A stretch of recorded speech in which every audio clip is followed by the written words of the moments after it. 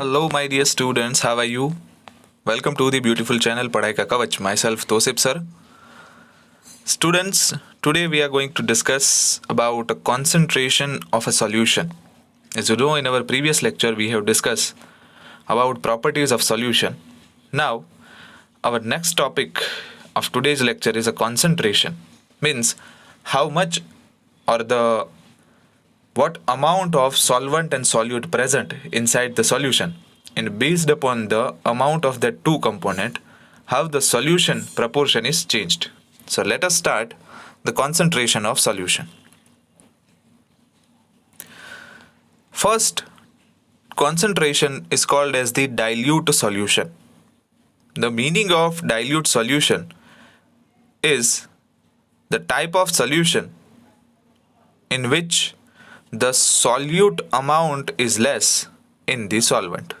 Means if we take sugar and water solution, okay, so in that solution solute available in a less amount while the solvent is in a more amount. So that kind of solution is called as dilute solution. Okay.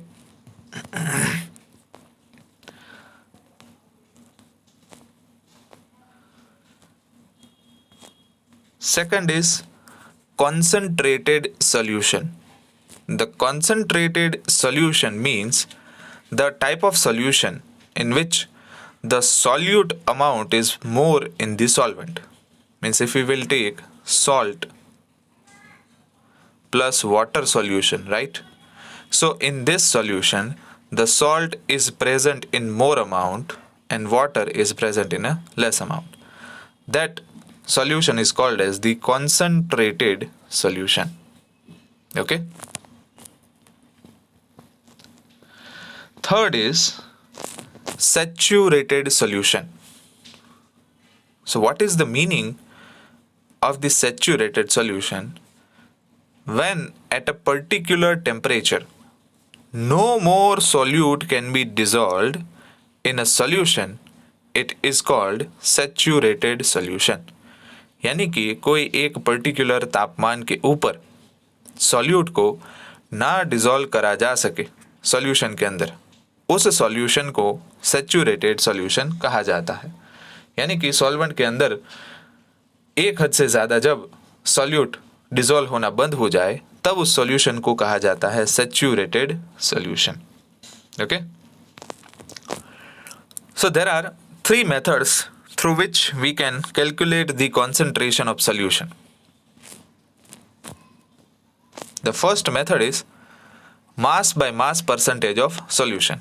It means in an example mass of solute and solution is given and based upon this we can calculate that how much amount of solute is present inside the solution. So for that purpose the equation is there: mass of solute divided by mass of solution multiply by 100. Okay.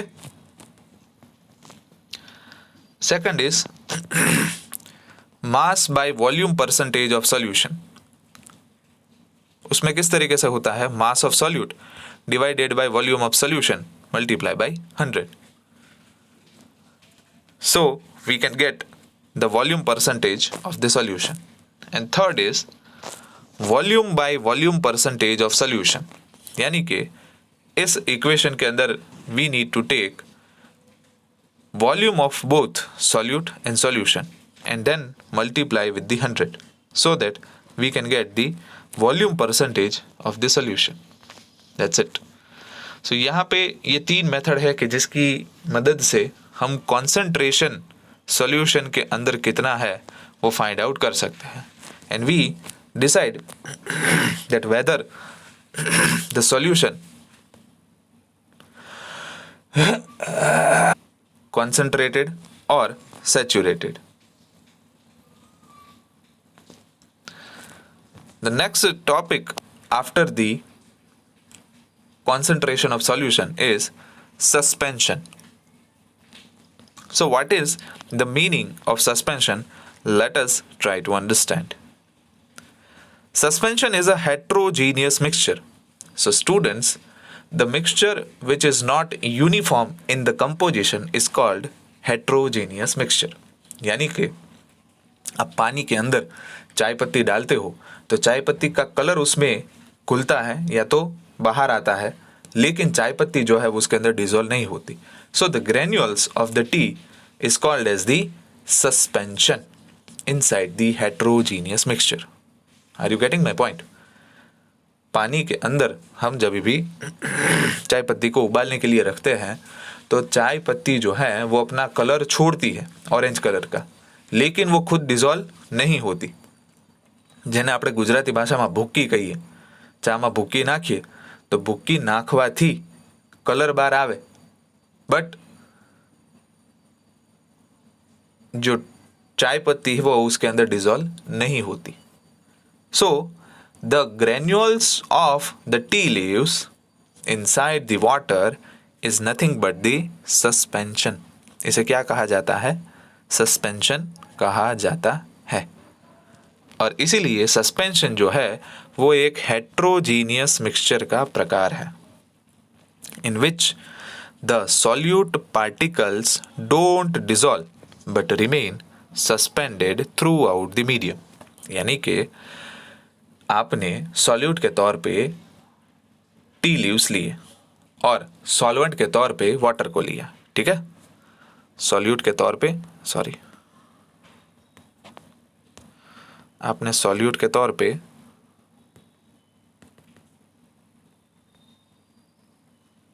Tea leaves लिए और solvent जो है वो water लिया, पानी, ठीक है? तो जब आप पानी के अंदर ये टी लीव्स को डालते हो तो टी लीव्स जो है वो पूरे मिक्सचर के अंदर, सॉल्यूशन के अंदर क्या रहता है? सस्पेंडेड, यानी कि तैरते हुए रहते हैं। वो सॉल्वेंट के अंदर डिजॉल्व नहीं होते। And that suspended particles throughout the medium is known as the suspension. I hope that now it is very clear to all of you. Now let us try to understand what are the properties of suspension. Suspension की properties क्या है उसे हम जानते हैं। Suspension जो है वो एक प्रकार का heterogeneous mixture है which is not uniform in the entire composition। जो suspension है वो पूरे mixture के अंदर कहीं पर भी uniformly distribute नहीं होते। And The second property is it can be seen by naked eye, यानी कि हमारी खुली आंखों से हम इसे देख सकते हैं। Third is particle of suspension scatter a beam of light passing through it and makes it part visible। यानी कि आपने कोई ग्लास में सस्पेंडेड पार्टिकल्स डाले, ठीक है, और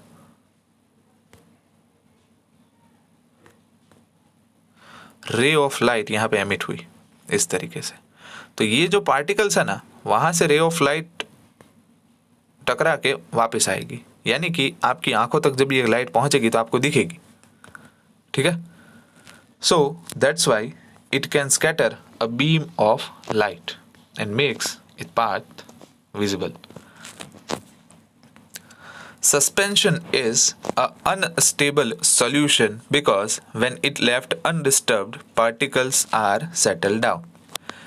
तो सस्पेंशन जो है वो एक अनस्टेबल सॉल्यूशन है, मतलब जो ग्रेन्यूल्स होते हैं उसके अंदर, मतलब सस्पेंडेड पार्टिकल्स होते हैं, उसे जब आप छोड़ दो 1-2 घंटे के लिए, ऐसे ही सॉल्यूशन को छोड़ दो बिना उसको हिलाए डुलाए, तो वो जो पार्टिकल्स है सस्पेंडेड वो नीचे बैठ जाते हैं, यहाँ पे जमा हो जाते हैं, ठीक है, इस तरीके से। So that is why it is unstable.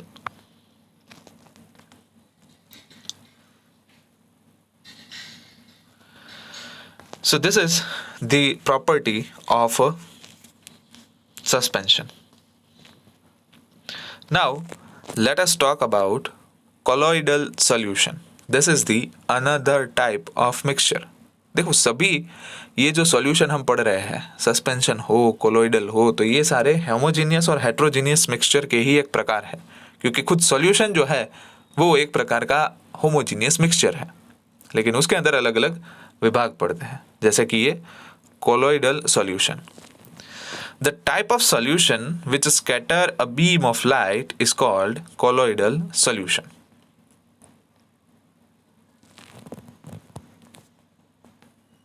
Students, ऐसे प्रकार का सॉल्यूशन कि जिसके अंदर से लाइट आप पास ऑन करो, सपोज यहाँ पे एक सॉल्यूशन भरा हुआ है, उसके अंदर से आप लाइट पास ऑन करो, तो लाइट पास ऑन करने से अंदर से गुजर नहीं जाएगी ऐसे, it will reflect back after striking to the molecules of the solution.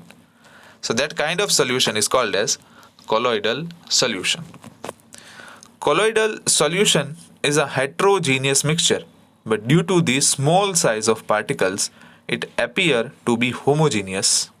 Example के तौर पे मिल्क ले लो, तो मिल्क जब भी आप देखते हो तो आपको ऐसा लगता है कि it is a homogeneous mixture, क्योंकि दूध पूरा सफ़ेद होता है और सफ़ेद होने के कारण ऊपर से नीचे तक हम ऐसा समझते हैं कि milk is a one kind of homogeneous mixture है। मिक्सचर तो है ही, लेकिन वो होमोजीनियस है, लेकिन no, it is a heterogeneous mixture. Why? Because the milk contains a very micro small particles that can not be visible by our naked eye. यानी कि ऐसे छोटे छोटे पार्टिकल्स दूध के अंदर होते हैं कि जिसको हम देख नहीं सकते, लेकिन जब हम उसमें से लाइट को एमिट करते हैं तो उसमें से लाइट जो है वो रिफ्लेक्ट बैक करती है, यानी कि रिफ्लेक्शन होता है, which can scatter the beam of light, और उसकी वजह से हमें लाइट दिखाई देती है। So that is why it is called as colloidal solution. Blood है, blood is also called a colloidal solution. Why? क्योंकि जब आप अपनी उंगली में ही वो लेज़र लाइट या तो लाल कलर की लाइट है उसे रख कर देख सकते हो। जब आप ऐसा करते हो तो क्या होता है, लाल कलर पूरा हमारे अंगूठे का दिखने लगता है। एक्चुअल में होता नहीं है, लेकिन जो ब्लड के अंदर से लाइट जब पास ऑन होती है तो वो स्कैटर कर देती है लाइट को, इसलिए हमें कलर जो है वो दिखाई देता है। ओके, उसके बाद है students टिंडल effect. It is also scattering of beam of light, it is called Tyndall effect. कई बार अगर मैं आपको एग्जांपल दे के बताऊँ, आपके घर में एक छोटे से होल में से अगर रोशनी आ रही हो, सूरज की किरणें आ रही हो, तो आपको वो जो किरणें आ रही है उसमें छोटे छोटे पार्टिकल्स जो है वो सस्पेंडेड दिखाई देते हैं। मेजरली विंटर सीजन में ये होता है, जब एकदम से सूरज के तीखे किरण हमारे घर में आते हैं तो उसमें हमें ऐसा लगता है कि डस्ट उड़ रही है हवा में, लेकिन वो डस्ट नहीं होती और पार्टिकल्स होते हैं। लेकिन वो पार्टिकल्स हमें दिखाई क्यों देते हैं? क्योंकि सपोज देखो, ये एक पार्टिकल है डस्ट का, ठीक है, और यहाँ से लाइट का रे एमिट हुआ है। ऐसे लाइट का रे एमिट होने के बाद वहाँ से रिफ्लेक्ट बैक होता है। बैक साइड में रिफ्लेक्ट होने के कारण हमारी आंख अगर यहाँ पे है तो हम उस पार्टिकल को देख सकते हैं। Okay, and that effect is called Tyndall effect. खास करके रूम में जब भी छोटे से होल में से लाइट आ रही हो तभी ये इफेक्ट हम ऑब्जर्व कर सकते हैं। This happen due to the scattering of light by the particles of dust and smoke in the air. ऐसा क्यों होता है? क्योंकि लाइट का स्कैटरिंग होने के कारण डस्ट और स्मोक के पार्टिकल्स जो है वो हमें दिखाई देते हैं। That is called Tyndall effect. It is a part of colloidal solution. Now let us try to understand properties of colloid. Colloid की क्या क्या प्रॉपर्टीज है? Colloid is a heterogeneous mixture. As we know that milk is also contained as suspended particles which is not dissolved inside the solvent. So, colloid is a heterogeneous mixture. The particle of colloid can't be seen with naked eye. जैसा कि हमने discuss किया कि milk के अंदर ये छोटे छोटे पार्टिकल्स जो होते हैं वो एक्चुअल में हमें आंखों से दिखाई नहीं देते, लेकिन वो इतने बड़े ज़रूर होते हैं। It is a big enough to scatter a beam of light. Light की रे को वो स्कैटर कर सके। It's particle doesn't settle down when it left undisturbed. यानी कि जब हम कोलोइडल सॉल्यूशन को छोड़ देते हैं तो वो टी लीव्स और वाटर के सॉल्यूशन के तरह टी लीव्स जो है वो नीचे नहीं बैठ जाते, सॉरी टी लीव्स जो है वो नीचे बैठ जाते हैं, ठीक है, वो सेटल हो जाते हैं नीचे। अगर आपने कोई ग्लास में मिट्टी भर के रखी हो इस तरीके से पानी के अंदर, तो मिट्टी थोड़ी देर बाद क्या होता है, वेट अ सेकेंड, मिट्टी यहाँ पे जमा हो जाती है, ठीक है, और ऊपर यहाँ पे पानी भरा रहता है। तो कोलोइडल सॉल्यूशन में ऐसा नहीं होता। कोलोइडल सॉल्यूशन को जब आप छोड़ दो ऐसे ही, तो उसके पार्टिकल्स यानी कि मिल्क के अंदर के पार्टिकल्स है वो नीचे सेटल डाउन नहीं हो जाते, ऊपर पानी और नीचे दूध, ऐसा नहीं रहता। Okay, another characteristic, it cannot be separated by physical process like filtration, but with a special technique like centrifugation we can separate it। यानी कि कोलोइडल सॉल्यूशन को हम फिल्टरेशन प्रोसेस से अलग नहीं कर सकते। जैसे हम चाय को जो है वो फिल्टर में से अगर डाल फिल्टर के अंदर डाले तो उसमें से वो ग्रेन्यूल्स है वो ऊपर रह जाते हैं, चाय पूरी नीचे हमारी एक यूटेंसिल में आ जाती है। तो कोलोइडल सॉल्यूशन में ऐसा नहीं होता। कोलोइडल सॉल्यूशन को जब आप फिल्टर में से ऐसे फिल्टरेशन करते हो तो उसके पार्टिकल्स जो है वो पूरे के पूरे इतने घुले मिले हुए होते हैं कि वो फिल्टरेशन टेक्निक से हम उसे अलग नहीं कर सकते। हाँ, लेकिन एक टेक्निक है उसे अलग करने के लिए, सेंट्रीफ्यूगेशन।